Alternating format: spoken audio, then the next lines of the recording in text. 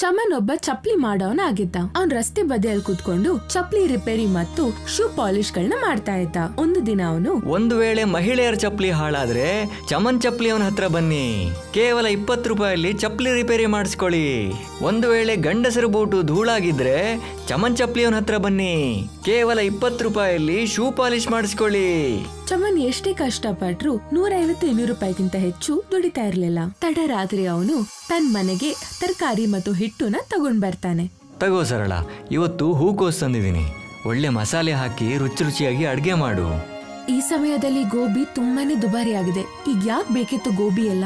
ಬದನೆಕಾಯಿ ಕುಂಬಳಕಾಯಿ ತಿಂದು ತಿಂದು ಸಾಕಾಗಿದೆ, ಅದಕ್ಕೆ ಇವತ್ತು ರುಚಿಯಾದ ಊಟ ಮಾಡಬೇಕು ಅಂತ ಗೋಬಿ ತಂದಿದ್ದೀನಿ. ನಿಮ್ ಸಂಪಾದನೆನ ನೋಡಿ ಖರ್ಚು ಮಾಡಿ. ದುಬಾರಿ ವಸ್ತುಗಳು ಬೇಕಂದ್ರೆ ಈ ಚಪ್ಲಿ ಕೆಲಸವನ್ನು ಬಿಟ್ಟು ಬೇರೆ ಯಾವ್ದಾದ್ರೂ ಒಳ್ಳೆ ಕೆಲಸನ ಮಾಡಿ. ಇವಾಗ ಮತ್ಯಾವ ಕೆಲಸ ಮಾಡ್ಲಿ? ನಮ್ಮ ತಂದೆಯಿಂದಾನೇ ನಾನು ಈ ಚಪ್ಲಿ ಕೆಲಸ ಮಾಡೋದನ್ನ ಕಲ್ತಿದ್ದು. ನೀನು ಅಡುಗೆ ಮಾಡೋದಕ್ಕಿಂತ ಮೊದಲು ನನಗೊಂದು ಸ್ವಲ್ಪ ಟೀ ಮಾಡಿಕೊಡು, ಇಲ್ಲ ಅಂದ್ರೆ ನನಗೆ ಊಟದ ಮೊದಲೇ ನಿದ್ದೆ ಬಂದ್ಬಿಡುತ್ತೆ. ಸ್ವಲ್ಪ ಹೊತ್ತಿನ ನಂತರ ಸರಳ ಟೀ ತಗೊಂಡ್ ಬರ್ತಾಳೆ. ತಗೊಳ್ಳಿ. ಮಸಾಲೆಗಳೆಲ್ಲ ಖಾಲಿ ಆಗಿದೆ. ನೀವು ಹಲ್ದಿರಾಮ್ ಸೇಠ್ ಅಂಗಡಿಗೆ ಹೋಗ್ಬಿಟ್ಟು ಮಸಾಲೆಗಳನ್ನ ತಗೊಂಡ್ ಬನ್ನಿ, ಇಲ್ಲಾಂದ್ರೆ ಗೋಬಿನ ಮಾಡಕ್ಕಾಗಲ್ಲ. ಹಾ, ಇವಾಗ್ಲೇ ಹೋಗ್ತೀನಿ. ಆದ್ರೆ ಮಸಾಲೆ ರಾಮಣ್ಣನ ಅಂಗಡಿ ಇಷ್ಟೊತ್ತಿಗೆ ತೆಗ್ದಿರತ್ತ ಗೊತ್ತಿಲ್ಲ. ಚಮನ್ ಹಲ್ದಿರಾಮ್ ಸೇಠ್ನ ಅಂಗಡಿಗೆ ಹೋಗ್ತಾನೆ. ಹಲ್ದಿರಾಮ್ ಊರಿನಲ್ಲಿ ತುಂಬಾ ದೊಡ್ಡ ಮಸಾಲ ವ್ಯಾಪಾರಿ ಆಗಿರ್ತಾನೆ. ಚಮನ್ ಹಲ್ದಿರಾಮ್ ಸೇಠ್ನ ಅಂಗಡಿಗೆ ಹೋಗಿದ್ದಾಗ ಆ ಸಮಯದಲ್ಲಿ ಹಲ್ದಿರಾಮ್ ಅಂಗಡಿಯ ಶಟರ್ನ ಹಾಕ್ತಾ ಇದ್ದ. ರಾಮಣ್ಣ, 1 ನಿಮಿಷ, ನನಗೆ ಒಂದು 50 ಗ್ರಾಮು ಧನಿಯಾ, 50 ಗ್ರಾಮು ತರಕಾರಿ ಮಸಾಲೆ ಹಾಗೂ 50 ಗ್ರಾಮ್ ಅರಿಶಿನ ಬೇಕಾಗಿತ್ತು. ಈಗ ನಿನ್ನ 50 ಗ್ರಾಮ್ಗೋಸ್ಕರ ನಾನು ಮತ್ತೆ ಅಂಗಡಿ ಓಪನ್ ಮಾಡ್ಲಾ? ಟೈಮಿಗೆ ಸರಿಯಾಗಿ ಬರೋಕ್ಕಾಗೋದಿಲ್ವಾ? ಕ್ಷಮಿಸ್ಬಿಡಿ ರಾಮಣ್ಣ, ಇವತ್ತು ಕೆಲಸದಿಂದ ಬರೋದು ಸ್ವಲ್ಪ ತಡ ಆಗೋಯ್ತು. ನನ್ನ ಹೆಂಡತಿಗೂ ಬುದ್ಧಿ ಇಲ್ಲ, ಮಸಾಲೆ ಪೂರ ಖಾಲಿ ಆದ ನಂತರ ಹೇಳಿದಾಳೆ. ದಯವಿಟ್ಟು ಇಲ್ಲ ಅಂತ ಹೇಳಬೇಡಿ. ದುಡ್ಡು ತಂದಿದೆಯೋ ಅಥವಾ ಖಾಲಿ ಕೈಯಲ್ಲೇ ಬಂದಿದೆಯೋ? ಇಲ್ಲ ರಾಮಣ್ಣ, ನಾನು ದುಡ್ಡು ತಂದಿದ್ದೀನಿ. ಹಲ್ದಿರಾಮ್ ಅಂಗಡಿನ ಓಪನ್ ಮಾಡಿ ಎಲ್ಲ ಮಸಾಲೆಗಳನ್ನ ಕೊಡ್ತಾನೆ. ತಗೋ, 400 ರೂಪಾಯಿ ಕೊಡು. ಅರೆ ರಾಮಣ್ಣ, 400 ರೂಪಾಯಿ ಹೇಗಾಯ್ತು? ಮಸಾಲೆ ಇಷ್ಟೊಂದು ದುಬಾರಿ ಆಗೋಯ್ತಾ? ನೋಡೋ, ರಾತ್ರಿ 11 ಗಂಟೆ ಆಯ್ತು. ಇವಾಗ ಚೌಕಾಸಿ ಮಾಡುವಂಥ ಸಮಯ ಅಲ್ಲ. ನಿನ್ನಂಥ ಬಡವರಿಗೆ ಸಾಲ ಕೊಡೋದೇ ದೊಡ್ಡ ತಪ್ಪು. ಚಿಲ್ಲರೆ ವ್ಯಾಪಾರ ಮಾಡ್ತೀರಾ, ಕಡೆಗೆ ಚೌಕಾಸಿ ಮಾಡ್ತಾ ನಿಲ್ತೀರಾ. ನಿನ್ನ ಹತ್ರ 400 ರೂಪಾಯಿ ಇದೆಯೋ ಇಲ್ವೋ ಹೇಳು, ಸುಮ್ಮನೆ ನನ್ನ ಟೈಮ್ ವೇಸ್ಟ್ ಮಾಡಬೇಡ. ರಾಮಣ್ಣ, ಈಗ ನನ್ನ ಹತ್ರಕ್ಕೆ 200 ರೂಪಾಯಿ ಮಾತ್ರ ಇದೆ, ದಯಮಾಡಿದ್ದೀನಿ ಇಟ್ಕೊಳ್ಳಿ. ನಾಳೆ ನಿಮಗೆ ಮಿಕ್ಕಿದ 200 ರೂಪಾಯಿ ಕೊಡ್ತೀನಿ. ಏನು ಫ್ರೀಯಾಗಿ ಕೊಡಬೇಕಾ? ನಿನ್ನಂಥ ಬಡವರಿಗೆ ನಾವು ಸಾಲ ಕೊಟ್ಟು ನನಗೆ 1000 ರೂಪಾಯಿ ನಷ್ಟ ಆಗಿದೆ. ಹಲ್ದಿರಾಮ್ ಚಮನ್ಗೆ ತುಂಬಾನೇ ಹಿಂಸೆ ಕೊಟ್ಟು ಮತ್ತೆ ಅವನ್ಗೆ ಮಸಾಲೆಗಳನ್ನ ಕೊಡ್ತಾನೆ. ಚಮನ್ ಮಸಾಲೆಗಳನ್ನ ತಗೊಂಡು ಮನೆಗ್ ಬರ್ತಾನೆ. ಊಟ ಮಾಡೋ ಸಮಯದಲ್ಲಿ ಸರಳ ಚಮನ್ಗೆ ಹೇಳ್ತಾಳೆ, ತುಂಬಾನೇ ದಿನಗಳಾಗಿದೆ, ನನ್ಗೆ ಯಾವುದೇ ವಾಂತಿ ಕೂಡ ಆಗ್ಲಿಲ್ಲ, ಮತ್ತೆ ನಂಗೆ ಹೊಟ್ಟೆ ನೋವು ಭಾರ ಯಾವ್ದು ಕೂಡ ಇಲ್ಲ. ನಾಳೆ ನನ್ನ ಡಾಕ್ಟರ್ ಹತ್ರ ಕರ್ಕೊಂಡು ಹೋಗಿ. ಸರಿ, ನಾಳೆ ಕೆಲ್ಸಕ್ಕೆ ಹೋಗೋದಕ್ಕಿಂತ ಮೊದಲು ನಿನ್ನ ಡಾಕ್ಟರ್ ಹತ್ರ ಕರ್ಕೊಂಡು ಹೋಗ್ತೀನಿ. ಚಮನ್ ಮರುದಿನ ಅವನ ಹೆಂಡತಿನ ಡಾಕ್ಟರ್ ಹತ್ರ ಕರ್ಕೊಂಡು ಹೋಗ್ತಾನೆ. ಸ್ವಲ್ಪ ಚೆಕಪ್ಗಳು ಮಾಡಿದ ನಂತರ ಡಾಕ್ಟರ್ ಹೇಳ್ತಾರೆ, ಎಲ್ಲದೂ ಚೆನ್ನಾಗೇ ಇದೆ, ಆದರೆ ನೀವು ನಿಮ್ಮ ಆಹಾರದ ಕಡೆ ಸ್ವಲ್ಪ ಗಮನ ಕೊಡಬೇಕು. ಸೇಬು, ಮೂಸಂಬಿ, ಮೊಟ್ಟೆ, ಮೀನು ಇದನ್ನೆಲ್ಲ ನಿಮ್ಮ ಆಹಾರದಲ್ಲಿ ಸೇರಿಸ್ಕೋಬೇಕು. ಅವತ್ ರಾತ್ರಿ ಚಮನ್ ಮನೆಗ್ ಬಂದಾಗ ಸರಳಗೋಸ್ಕರ ದಾಳಿಂಬೆ ಮತ್ತು ಸೇಬ್ನ ತಗೊಂಡ್ ಬರ್ತಾನೆ. ಹಣ್ಣುಗಳೆಲ್ಲ ತುಂಬಾನೇ ದುಬಾರಿ ಅಲ್ವಾ? ಇವತ್ ನೀವು ಹಲ್ದಿರಾಮ್ನ ಸಾಲನ ಹೇಗ್ ತೀರಿಸ್ತೀರಾ? ಅಯ್ಯೋ, ನೀನ್ ಚಿಂತೆ ಮಾಡಬೇಡ, ರಾಮಣ್ಣನ ಸಾಲ ತೀರ್ಸಿದ್ರಾಯ್ತು. 1-2 ಮಾತು ಹೆಚ್ಚು ಆಡ್ತಾನೆ, ಆದ್ರೆ ನಾನು ಆ ಕಡೆ ಹೋಗ್ತಾನೆ ಇಲ್ವಲ್ಲ. ತನ್ನ ಹೆಂಡತಿಗೆ ಚೆನ್ನಾಗಿರೋದನ್ನ ತಿನ್ಸಕ್ಕೆ ಚಮನ್ ತುಂಬಾನೇ ಕಷ್ಟ ಪಡ್ತಾನೆ. ಅವನು ಚಪ್ಲಿ ರಿಪೇರಿ ಮಾಡೋ ಕೆಲ್ಸ ಜೊತೆಗೇನೆ ಹಳೆ ಚಪ್ಲಿಗಳನ್ನ ಮಾರೋಕ್ಕೂ ಶುರು ಮಾಡ್ತಾನೆ. ಇದರಿಂದ ಅತಿ ಶೀಘ್ರದಲ್ಲಿ ಅವನ ಸಂಪಾದನೆನ ದ್ವಿಗುಣ ಮಾಡ್ತಾನೆ. ಸ್ವಲ್ಪ ಸಮಯ ಹೋದ ನಂತರ ಸರಳಳ ಹೊಟ್ಟೆ ದಿನ ಉಪ್ತಾನೆ ಹೋಯ್ತು. ಇದು ಚಮನ್ಗೆ ತುಂಬಾನೇ ಖುಷಿಯ ವಿಚಾರ ಆಗಿತ್ತು ಮತ್ತು ಈ ಖುಷಿಯಿಂದ ಚಮನ್ಗೆ ಹಲ್ದಿರಾಮಿಂದ ತಗೊಂಡಿರೋ ಸಾಲನ ತೀರ್ಸಕ್ಕೆ ಮರ್ತೆ ಹೋಗಿತ್ತು. ಒಂದಿನ ಅವನು ಆಟ ಆಡೋ ವಸ್ತುಗಳನ್ನ ತರ್ತಾನೆ. ಇಷ್ಟ ಬೇಗ ನೀವು ಆಟ ಆಡೋ ವಸ್ತುಗಳನ್ನ ಯಾಕೆ ತಂದ್ರಿ? ನನಗೆ ತುಂಬಾ ಸಂತೋಷ ಆಗ್ತಾ ಇದೆ, ಅದಕ್ಕಾಗಿ ಇದನ್ನ ಕೊಂಡುಕೊಂಡೆ. ಈ ಕಡೆ ಹಲ್ದಿರಾಮ್ ಚಮನ್ಗೋಸ್ಕರ ತುಂಬಾ ದಿನಗಳಿಂದ ಕಾಯ್ತಾನೆ ಇದ್ದ. ಚಮನ್ ಅವತ್ತು ಸಾಲ ತೆಕ್ಕೊಂಡಾಗಿಂದ ಮಾಯಾನೇ ಆಗೋಗ್ಬಿಟ್ಟಿದ್ದಾನೆ. ಈಚೆ ಕಡೆ ತಲೆನೂ ಆಗ್ತಾ ಇಲ್ಲ. ದಣಿ, ಚಮನ್ ಹೆಂಡತಿ ಇವಾಗ ಗರ್ಭವತಿ, ಅದಕ್ಕೆ ಅವನು ಅವಳ ಆರೋಗ್ಯವನ್ನು ನೋಡಿಕೊಂಡು ಅಲ್ಲೇ ಇರ್ತಾನೆ. ಇವಾಗ ನಿಮ್ ಬಗ್ಗೆ ಆಗ್ಲಿ ಸಾಲದ ಬಗ್ಗೆ ಆಗ್ಲಿ ಅವನಿಗೆ ಚಿಂತೆ ಇಲ್ಲ. ಹಲ್ದಿರಾಮ್ಗೆ ತಂದೆ ಆಗ್ಬೇಕಂತ ತುಂಬಾನೇ ಆಸೆ ಇತ್ತು. ಆದ್ರೆ ಅವನು ಮದ್ವೆ ಆಗಿ ತುಂಬಾ ವರ್ಷಗಳಾಗಿದ್ರು ಕೂಡ ಅವನ್ ಹೆಂಡತಿಗೆ ತಾಯಿ ಆಗೋ ಭಾಗ್ಯ ಇನ್ನ ಇರ್ಲಿಲ್ಲ. ಹಲ್ದಿರಾಮ್ಗೆ ಚಮನ್ನ ನೋಡಿ ತುಂಬಾನೇ ಅಸೂಯೆ ಆಯ್ತು. 200 ರೂಪಾಯಿಗೆ ಬಡ್ಡಿ ಸೇರಿ ಸೇರಿ 5,000 ರೂಪಾಯಿ ಆಗೋಗಿದೆ. ಇವಾಗ ಅವನ ಹತ್ರ 5,000 ನಾನು ವಸೂಲಿ ಮಾಡ್ತೀನಿ. ಮಧ್ಯರಾತ್ರಿ ಅಂಗಡಿ ಓಪನ್ ಮಾಡಿಸಿ ಸಾಮಾನು ತಗೊಂಡೋದ. ಸಾಲ ವಾಪಸ್ ಕೊಡಬೇಕು ಅನ್ನೋ ಪ್ರಜ್ಞೆ ಇಲ್ಲ ಅವನಿಗೆ. ನಾನೇನು ಅನ್ನೋದನ್ನ ನಾಳೆ ಅವನಿಗೆ ತೋರಿಸ್ತೀನಿ. ಮರುದಿನ ಬೆಳಿಗ್ಗೆ ಹಲ್ದಿರಾಮ್ ಅವನ್ ಹುಡುಗರನ್ನೆಲ್ಲ ಸೇರಿಸಿ ಚಮನ್ ಹತ್ರ ಕಳಿಸ್ತಾನೆ. ಚಮನ್ ಆ ಸಮಯದಲ್ಲಿ ಬೀದಿ ಬದಿಯಲ್ಲಿ ಅವನ ಅಂಗಡಿನ ಓಪನ್ ಮಾಡಿ ಕೂತಿರ್ತಾನೆ. ನೀನು ನಮ್ಮ ರಾಮಣ್ಣನ ಸಾಲ ವಾಪಸ್ ಕೊಟ್ಟಿಲ್ಲ, ಅದಕ್ಕೆ ನಿನ್ನ ಅಂಗಡಿನ ಜಪ್ತಿ ಮಾಡೋದಕ್ಕೆ ಅಂತ ಬಂದಿದ್ದೀವಿ. ಕೇವಲ 200 ರೂಪಾಯಿಗೋಸ್ಕರ ನನ್ನ ಇಡೀ ಅಂಗಡಿನ ಜಪ್ತಿ ಮಾಡ್ತೀರಾ? 200 ರೂಪಾಯಿ ಅಲ್ಲ, 5,000 ರೂಪಾಯಿ. ರಾಮಣ್ಣನ ಸಾಲಕ್ಕೆ ಚಕ್ರ ಬಡ್ಡಿ ಬೀಳ್ತಾ ಇರುತ್ತೆ. ಅದೆಲ್ಲ ನಿನಗೆ ಅರ್ಥ ಆಗೋದಿಲ್ಲ. ನೀನು ಬರೀ ಇಷ್ಟು ತಿಳ್ಕೊ, ನಿನ್ನ ಸಾಲ ಇವಾಗ 5,000 ರೂಪಾಯಿ. ಏನು ನೋಡ್ತಾ ಇದ್ದೀರಾ? ಸಾಮಾನುಗಳೆಲ್ಲ ಎತ್ಕೊಳ್ಳಿ. ಅಣ್ಣ, ದಯವಿಟ್ಟು ನನ್ನ ಮಾತು ಕೇಳಿ. ಇದರಿಂದನೇ ನನ್ನ ಜೀವನ ನಡೀತಾ ಇರೋದು. ನಾನು ರಾಮಣ್ಣನ ಸಾಲ ತೀರಿಸ್ತೀನಿ. ದಯವಿಟ್ಟು ನನ್ನ ಸಾಮಾನು ಬಿಟ್ಬಿಡಿ. ನಿಮಗೆ ಕೈ ಮುಗಿದು ಕೇಳ್ಕೊತಾ ಇದ್ದೀನಿ. ಈ ಥರ ಡ್ರಾಮಾ ಎಲ್ಲ ನಮ್ಮ ಹತ್ರ ಮಾಡಬೇಡ. ಹಲ್ದಿರಾಮ್ನ ಹುಡುಗರೆಲ್ಲ ಚಮನ್ನ ಎಲ್ಲಾ ವಸ್ತುಗಳನ್ನ ತಗೊಂಡು ಹೋಗಿ ಅಲ್ಲಿಂದ ಹೊರಟು ಬಿಡ್ತಾರೆ. ಚಮನ್ ಅಳ್ತಾ ಅವ್ರ ಹಿಂದೆನೆ ಹಲ್ದಿರಾಮ್ನ ಅಂಗಡಿಗೆ ಬರ್ತಾನೆ. ಆಗ ಅಲ್ಲಿ, ರಾಮಣ್ಣ, ಇವಾಗ ನನ್ನ ಹೆಂಡತಿ ಗರ್ಭವತಿ. ಇವಾಗ ನನಗೆ ಹಣದ ಅವಶ್ಯಕತೆ ತುಂಬಾ ಇದೆ. ದಯವಿಟ್ಟು ನನ್ನ ಸಾಮಾನುಗಳನ್ನೆಲ್ಲ ವಾಪಸ್ ಕೊಟ್ಟುಬಿಡಿ. 5,000 ಕೊಡು, ನಿನ್ನ ಸಾಮಾನು ವಾಪಸ್ ಕೊಡ್ತೀನಿ. ನನ್ನ ಮುಂದೆ ಈ ಥರ ಕಣ್ಣೀರು ಹಾಕಿದ್ರೆ ಏನೂ ಲಾಭ ಇಲ್ಲ. ನನಗೆ ಹಣ ಬೇಕು ಅಷ್ಟೇನೆ. ಚಮನ್ ಬೇಸರಗೊಂಡು ಮನೆಗೆ ಬರ್ತಾನೆ. ಏನಾಯ್ತು? ನೀವಿಷ್ಟು ಬೇಗ ಮನೆಗೆ ಯಾಕೆ ಬಂದ್ರಿ?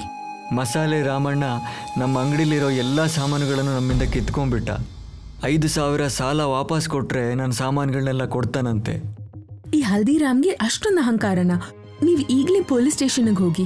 ಪೊಲೀಸ್ ಹತ್ರ ಹೋಗೋದ್ರಿಂದ ಯಾವ ಉಪಯೋಗನೂ ಇಲ್ಲ. ಮಸಾಲೆ ರಾಮಣ್ಣ ಅವ್ರಿಗೆಲ್ಲ ತುಂಬಾ ಪರಿಚಯದವನು. ನಮ್ಮಂತ ಬಡವ್ರ ಮಾತನ್ನ ಪೊಲೀಸ್ ಕೇಳೋದಿಲ್ಲ.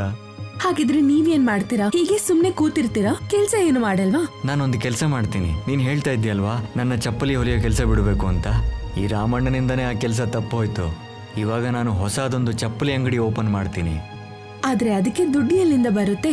ಅಂಗಡಿನ ಗಿರಿವಿ ಇಟ್ರೆ ಹಣ ಸಿಕ್ಕತ್ತೆ. ಚಮನ್ ತನ್ನ ಅಂಗಡಿಯನ್ನ ಊರಿನ ಮುಖ್ಯಸ್ಥರ ಹತ್ರ ಅವನ ಅಂಗಡಿನ ಗಿರಿವಿ ಇಡ್ತಾನೆ ಮತ್ತು 2 ಲಕ್ಷ ರೂಪಾಯಿನ ತಗೊಂಡು ಒಂದು ಶೂಸ್ ಮತ್ತು ಚಪ್ಪಲಿಯ ತುಂಬಾ ಚೆನ್ನಾಗಿರೋ ಅಂಗಡಿನ ತೆರೀತಾನೆ. ಚಮನ್ ತುಂಬಾ ಚೆನ್ನಾಗಿರೋ ಚಪ್ಪಲಿ ಮತ್ತು ಶೂಸ್ಗಳನ್ನ ಕಡಿಮೆ ಬೆಲೆಗೆ ಕೊಡ್ತಾ ಇದ್ದ. ಇದರಿಂದ ಅವನಿಗೆ ತುಂಬಾನೇ ಲಾಭ ಆಯ್ತು. ಸ್ವಲ್ಪ ತಿಂಗಳ ನಂತರ ಒಂದು ದಿನ ಅವನು ಹಲ್ದಿರಾಮ್ನ ಅಂಗಡಿಗೆ ಹೋಗ್ತಾನೆ. ರಾಮಣ್ಣ, ನಾನು ನಿಮ್ಮ ಹಣ ವಾಪಸ್ ಕೊಡೋದಕ್ಕೆ ಬಂದಿದ್ದೀನಿ. ಇವಾಗ ನನಗೆ ಚಪ್ಪಲಿ ಹೊಲಿಯೋ ಸಾಮಾನುಗಳಿಂದ ಏನು ಉಪಯೋಗ ಇಲ್ಲ. ಆದರೆ ಆ ಸಾಮಾನುಗಳೆಲ್ಲ ನಮ್ಮ ತಂದೆಯನ್ನು ನೆನಪಿಸುತ್ತೆ. ಅದಕ್ಕೆ ಅದೆಲ್ಲ ನನಗೆ ವಾಪಸ್ ಬೇಕು. ಚಕ್ರ ಬಡ್ಡಿಯಿಂದ ಇವಾಗ ನಿನ್ನ ಸಾಲ 20,000 ಆಗೋಗಿದೆ. ಇಷ್ಟು ಸಾಲ ವಾಪಸ್ ಕೊಡೋಕ್ಕಾಗತ್ತಾ? ಚಮನ್ ಆ ನೋಟುಗಳನ್ನೆಲ್ಲ ತಗೊಂಡು ಹಲ್ದಿರಾಮ್ನ ಕೈಗೆ ಕೊಡ್ತಾನೆ. 25,000 ಇದೆ, ಇಟ್ಕೊಳ್ಳಿ. ಸಮಯ ಬಂದಾಗ ನಿಮಗೆ ಬೇಕಾಗುತ್ತೆ. ಚಮನ್ ಚಪ್ಪಲಿ ರಿಪೇರಿ ಮಾಡೋ ಎಲ್ಲ ವಸ್ತುಗಳನ್ನ ತಗೊಂಡ್ ಬರ್ತಾನೆ. ಹಲ್ದಿರಾಮ್ಗೆ ಮೊದಲನೇ ಸಲ ತುಂಬಾನೇ ಅವಮಾನ ಆಗುತ್ತೆ. ನನಗೆ ಇಷ್ಟೊಂದು ಅವಮಾನ ಮಾಡ್ಬಿಟ್ಟ ಅಲ್ಲ.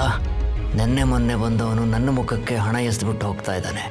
ಸೇಟು ಹತ್ರ ಮನೆ ಗಿರ್ವಿ ಇಟ್ಟು ಇವನು ಈ ಹೊಸ ಅಂಗಡಿ ಮಾಡಿರೋದಲ್ವಾ? ನನಗೆ ಗೊತ್ತು, ಇವನಿಗೆ ಒಂದು ಗತಿ ಕಾಣಿಸ್ತೀನಿ. ಒಂದು ದಿನ ಹಲ್ದಿರಾಮ್ ಮುಖ್ಯಸ್ಥರ ಹತ್ರ ಹೋಗ್ತಾನೆ. ನಮಸ್ಕಾರ ಸೇಟು ಅವರಿಗೆ. ನಮಸ್ತೆ ರಾವಣ್ಣ, ಏನು ಇಷ್ಟು ದೂರ ಬಂದ್ಬಿಟ್ಟಿದ್ದೀರಾ? ಮಸಾಲೆ ಮಾರಿ ನಿನಗೆ ಹಣ ಸಂಪಾದನೆ ಮಾಡೋದಕ್ಕೆ ಟೈಮ್ ಇಲ್ಲ. ನನ್ನ ವ್ಯಾಪಾರದ ಸಲುವಾಗಿನೇ ನಿಮ್ಮ ಹತ್ರಕ್ಕೆ ಸ್ವಲ್ಪ ಮಾತಾಡಬೇಕಿತ್ತು ಸೇಟು ಅವರೇ. ನಾನು ಚಮನ್ ಮನೆನ ಕೊಂಡ್ಕೋಬೇಕು ಅಂತ ಬಂದಿದ್ದೀನಿ. ಅದು ನಮ್ಮ ಗೋಡೌನ್ ಮಾಡ್ಕೊಳ್ಳೋದಕ್ಕೆ ತುಂಬ ಸೂಕ್ತವಾಗಿದೆ. ನಾನು ನಿಮಗೆ 5 ಲಕ್ಷ ಕೊಡೋದಕ್ಕೆ ತಯಾರಾಗಿದ್ದೀನಿ. ಅವನ ಮನೆಯ ಪತ್ರಗಳನ್ನೆಲ್ಲ ನನಗೆ ಕೊಟ್ಟರೆ ನಿಮ್ಮಿಂದ ನನಗೆ ತುಂಬ ಉಪಕಾರ ಆಗತ್ತೆ. 5 ಲಕ್ಷ ರೂಪಾಯಿಗಳನ್ನ ಕೇಳಿ ಮುಖ್ಯಸ್ಥರಿಗೆ ಆಸೆ ಬಂದ್ಬಿಡುತ್ತೆ. ಅವರು ತಮ್ಮ ಹುಡುಗರನ್ನ ಕಳಿಸಿ ಚಮನ್ನ ಅವ್ರ ಮನೆಗೆ ಕರೀತಾರೆ. ಏನಾಯ್ತು ಸೇಟುಜಿ, ನನ್ನನ್ನು ಯಾಕೆ ಕರೆಸಿದ್ರಿ? ನಿನ್ನ ಸಾಲ ಬೆಳೀತಾ 4 ಲಕ್ಷ ಆಗಿದೆ. ನನಗಿವಾಗ ಹಣದ ಅವಶ್ಯಕತೆ ಇದೆ. 4 ಲಕ್ಷ ಸಾಲ ತೀರಿಸು, ಇಲ್ಲ ಅಂದರೆ ನಿನ್ನ ಮನೆ ಮತ್ತು ಅಂಗಡಿ ಎರಡನ್ನೂ ಮಾರಾಟ ಮಾಡಿಬಿಡ್ತೀನಿ. ಏನು ಹೇಳ್ತಾ ಇದ್ದೀರಾ ಸೇಟುಜಿ? ನೀವು ನನಗೆ 2 ವರ್ಷ ಸಮಯಾವಕಾಶ ಕೊಟ್ಟಿದ್ರಿ. ಇಷ್ಟು ಬೇಗ ಕೇಳಿದರೆ ನಾನು ಹಣ ಎಲ್ಲಿಂದ ತರಲಿ? ಇವತ್ತು ಸಂಜೆ ಒಳಗಡೆ ಹಣ ಹೊಂದಿಸು, ಇಲ್ಲ ಅಂದರೆ ನಿನ್ನ ಮನೆ ಅಂಗಡಿ ಎರಡನ್ನೂ ಮರೆತು ಬಿಡು. ಚಮನ್ ಸ್ವಲ್ಪ ದಿನಗಳ ಹಿಂದೆನೆ ಹಲ್ದಿರಾಮ್ಗೆ 25,000 ರೂಪಾಯಿ ಕೊಟ್ಟಿರ್ತಾನೆ. ಅವನ ಹತ್ರ ಈಗ 4 ಲಕ್ಷ ರೂಪಾಯಿ ಬೇಕಂದ್ರೆ ಅವನ ಹತ್ರ ಇರ್ಲಿಲ್ಲ. ಸಂಜೆ ಮುಖ್ಯಸ್ಥರ ಹುಡುಗರೆಲ್ಲ ಚಮನ್ ಹತ್ರ ಹೋಗ್ತಾರೆ ಮತ್ತು ಅವನ ಅಂಗಡಿ ಮತ್ತು ಮನೇನ ಕಬ್ಜಾ ಮಾಡ್ಬಿಡ್ತಾರೆ. ಅವನ ಹೆಂಡತಿ 8 ತಿಂಗಳ ಗರ್ಭಿಣಿಯಾಗಿದ್ಲು. ನಡಿ, ಕಾಡಿ ಹೋಗೋಣ. ಈ ಹಳ್ಳಿಲಂತೂ ನಮಗೆ ಜಾಗ ಇಲ್ಲ. ಚಮನ್ ಮತ್ತು ಅವನ ಹೆಂಡತಿ ಕಾಡಿಗೆ ಹೋಗ್ತಾರೆ. ಅವ್ರ ಕಾಡಿನಲ್ಲಿ ತಿನ್ನೋದನ್ನು ಹುಡ್ಕೊಂಡು ತುಂಬಾ ಮುಂದೆ ಹೋಗಿರ್ತಾರೆ. ಅವ್ರಿಗೆ ಒಂದು ನದಿ ಸಿಗುತ್ತೆ. ಈ ನದಿ ಖಂಡಿತವಾಗ್ಲೂ ಯಾವ್ದಾದ್ರೂ ಊರಿಗೆ ಹರಿಯುತ್ತೆ. ಚಮನ್ ಒಂದು ಮರದ ದೋಣಿನ ಮಾಡ್ತಾನೆ ಮತ್ತು ಇಬ್ರು ಆ ದೋಣಿ ಒಳಗಡೆ ಕೂರ್ತಾರೆ. ಆ ನದಿ ಚಮನ್ ಮತ್ತು ಸಳ್ಳನ ಒಂದು ಮರುಭೂಮಿಗೆ ತಲುಪಿಸುತ್ತೆ. ಅರೆ, ನಾವ್ ಯಾವ್ದೋ ಮರುಭೂಮಿಗೆ ಬಂದ್ಬಿಟ್ವಿ. ಚಮನ್ ನೋಡಿದಾಗ ಆ ಮರುಭೂಮಿ ಸಾಧಾರಣವಾಗಿರಲ್ಲ. ಅಲ್ಲಿ ಮಣ್ಣಿನ ಪರ್ವತಗಳ ಬದಲಾಗಿ ಮಸಾಲೆಗಳ ಪರ್ವತಗಳೇ ಇತ್ತು. ಒಂದು ಅರಿಶಿಣದ ಪರ್ವತ, ಮೆಣಸಿನ ಹುಡಿಯ ಪರ್ವತ, ಕೊತ್ತಂಬರಿ ಪುಡಿಯ ಪರ್ವತ ಮತ್ತು ಆಮ್ಚೂರ್ ಪೌಡರ್ನ ಪರ್ವತ ಕೂಡ ಇತ್ತು. ಮತ್ತು ತುಂಬಾ ವಿಧದ ಪರ್ವತಗಳೇ ಇತ್ತು. ಅನ್ಸ್ತಾ ಇದೆ ದೇವ್ರು ನಮ್ಗೆ ಸಹಾಯ ಮಾಡಕ್ಕಂತ ನಮ್ಮನ್ನ ಇಲ್ಲಿವರೆಗೂ ತಳ್ಳಿದ್ದಾರೆ. ಸರಿಯಾಗಿ ಹೇಳ್ದೆ. ಈ ಮಸಾಲೆನೆಲ್ಲ ನಾನು ಹಳ್ಳಿಗೆ ತೆಕ್ಕೊಂಡು ಹೋಗ್ತೀನಿ. ಮಸಾಲೆ ರಾಮಣ್ಣನಿಗಿಂತ ದೊಡ್ಡದಾದ ಅಂಗಡಿ ತೆಗಿತೀನಿ. ಚಮನ್ ಮೂಟೆ ಪೂರ್ತಿ ಮಸಾಲೆಗಳನ್ನ ತುಂಬಿಸಿ ಮತ್ತು ಅದನ್ನ ತಗೊಂಡು ಊರಿಗೆ ಬರ್ತಾನೆ. ಚಮನ್ ತುಂಬಾ ಕಡಿಮೆ ಬೆಲೆಗೆ ಮಸಾಲೆಗಳನ್ನೆಲ್ಲ ಮಾರಕ್ಕೆ ಶುರು ಮಾಡ್ತಾನೆ. ಬನ್ನಿ ಬನ್ನಿ, ಮಸಾಲೆ ತಗೊಳ್ಳಿ. ಯಾವ್ದು ತಗೊಂಡ್ರು ಕೇವಲ 100 ರೂಪಾಯಿ ಕೆಜಿ ಮಾತ್ರ. ಬನ್ನಿ ಬನ್ನಿ, ಎಲ್ಲ ಬನ್ನಿ. ಚಮನ್ ಹತ್ರ ಊರವರೆಲ್ಲರೂ ಸೇರ್ತಾರೆ. ಕೆಲವು ವ್ಯಾಪಾರಿಗಳು ಕೂಡ ಚಮನ್ ಹತ್ರ ಮಸಾಲೆಗಳನ್ನ ಖರೀದಿ ಮಾಡಕ್ ಬರ್ತಾರೆ. ಹಲ್ದಿರಾಮ್ಗೆ ಈ ವಿಷಯ ಗೊತ್ತಾದಾಗ ಅವನ್ ಸ್ವತಃ ಆ ಸ್ಥಾನಕ್ಕೆ ಬರ್ತಾನೆ. ಚಮನ್ ಅಲ್ಲಿ ಮಸಾಲೆ ಮಾರೋದನ್ನು ನೋಡ್ತಾನೆ. ಹಲ್ದಿರಾಮ್ ಇದನ್ನ ನೋಡಿ ತುಂಬಾನೇ ಆಶ್ಚರ್ಯವಾಗುತ್ತೆ. ಚಮನ್ ಹತ್ರ ಇಷ್ಟೊಂದ್ ಮಸಾಲೆಗಳೆಲ್ಲ ಎಲ್ಲಿಂದ ಬಂತು ಅಂತ. ಹಲ್ದಿರಾಮ್ ತನ್ನ ಕೆಲ್ಸದವನ ಹತ್ರ ಹೀಗೆ ಹೇಳ್ತಾನೆ, ಇತ್ತಗೋ 5,000 ರೂಪಾಯಿ. ಇವತ್ತಿನಿಂದ ನೀನು ಚಮನ್ ಮೇಲೆ ಕಣ್ಣಿಡ್ಬೇಕು. ಕಂಡು ಹಿಡಿ ಅವನು ಎಲ್ಲಿಂದ ಅಷ್ಟೊಂದು ಮಸಾಲೆ ಪದಾರ್ಥಗಳನ್ನ ತಕ್ಕೊಂಡ್ಬರ್ತಾ ಇದ್ದಾನೆ ಅಂತ. ಈಗ ಚಮನ್ನ ಎಲ್ಲ ಮಸಾಲೆಗಳು ಖಾಲಿ ಆಯ್ತು. ಚಮನ್ ಒಂದು ರಾತ್ರಿ ಕಾಡಿನ ಕಡೆಗೆ ಹೋಗ್ತಾನೆ. ಹಲ್ದಿರಾಮ್ನ ಕೆಲ್ಸದವನು ಚಮನ್ ನದಿಯಿಂದ ಮರುಭೂಮಿಗೆ ಹೋಗೋದನ್ನ ನೋಡ್ತಾನೆ. ಅವನ್ ಎಲ್ಲ ವಿಷಯಗಳನ್ನ ಹೋಗಿ ಹಲ್ದಿರಾಮ್ಗೆ ಹೇಳ್ತಾನೆ. ದಣಿ, ಕಾಡಲ್ಲಿ ಒಂದು ನದಿ ಇದೆ. ಅದು ಮಸಾಲೆ ಮರುಭೂಮಿ ತನಕ ಕರ್ಕೊಂಡು ಹೋಗತ್ತೆ. ಮಸಾಲೆ ಮರುಭೂಮಿನ? ಹೌದು ದಣಿ, ಮಸಾಲೆ ಮರುಭೂಮಿ. ಅಲ್ಲಿ ಎಲ್ಲಾ ತರ ಮಸಾಲೆಗಳ ದೊಡ್ಡ ದೊಡ್ಡ ಪರ್ವತಗಳಿವೆ. ಹಲ್ದಿರಾಮ್ ಬೇಗನೆ ದೋಣಿಯಲ್ಲಿ ಕುಳಿತು ಮಸಾಲೆಯ ಮರುಭೂಮಿಗೆ ಹೋಗ್ತಾನೆ. ಅವನು ಕೂಡ ಗೋಣಿ ಚೀಲಗಳಲ್ಲಿ ಮಸಾಲೆಗಳನ್ನ ತುಂಬಿಸಿ ಅವನ ಅಂಗಡಿಗೆ ತರ್ತಾನೆ. ಆದ್ರೆ ಅವನು ಮೂಟೆಗಳನ್ನ ತೆರೆದು ನೋಡಿದಾಗ ಅವನು ಗೊತ್ತಾಗುತ್ತೆ ಮೂಟೆಗಳಲ್ಲೆಲ್ಲ ಮರಳಿದೆ ಅಂತ. ಇದೇ ಸಾಧ್ಯ? ನಾನು ಮಸಾಲೆ ತುಂಬಿಸ್ಕೊಂಡು ಬಂದಿದ್ದೆ, ಆದ್ರೆ ಅದೆಲ್ಲ ಮರಳಾಗ್ಬಿಟ್ಟಿದೆ. ಆದ್ರೆ ಚಮನ್ ಅವನ್ ಮೂಟೆಗಳಲ್ಲಿ ಮಸಾಲೆಗಳನ್ನ ತುಂಬಿಸ್ ಬರ್ತಾ ಇದ್ದ. ಅವನ್ ಮಸಾಲೆಗಳೇ ಆಗಿರ್ತಾ ಇತ್ತು. ದಣಿ, ನನಗನ್ಸತ್ತೆ ಚಮನ್ಗೆ ಯಾವ್ದೋ ದೇವ್ರು ವರ ಕೊಟ್ಟಿರ್ಬೇಕು ಅಂತ. ಅವನು ಅದೇ ಮರುಭೂಮಿಯಿಂದನೇ ಮಸಾಲೆ ತೆಕ್ಕೊಂಬರ್ತಾನೆ. ಆದ್ರೆ ಅವನ್ ಮಸಾಲೆಗೇನು ಆಗ್ಲಿಲ್ಲ. ಚಮನ್ ಬೇಗನೆ ತುಂಬಾನೇ ಶ್ರೀಮಂತನಾಗ್ತಾನೆ. ಅವನು ಮಸಾಲೆಗಳ ದೊಡ್ಡ ಅಂಗಡಿಗಳನ್ನೇ ತೆರಿತಾನೆ. ಈಗ ಹಲ್ದಿರಾಮ್ ಹತ್ರ ಯಾರು ಬರ್ತಾನೆ ಇರ್ಲಿಲ್ಲ. ಇವಾಗ ಮಿಕ್ಕಿರೋದು ಒಂದೇ ದಾರಿ. ಏನಾದ್ರೂ ಮಾಡಿ ಆ ಮರುಭೂಮಿಲಿರೋ ಮಸಾಲೆಗಳನ್ನೆಲ್ಲ ಹಾಳು ಮಾಡ್ಬೇಕು.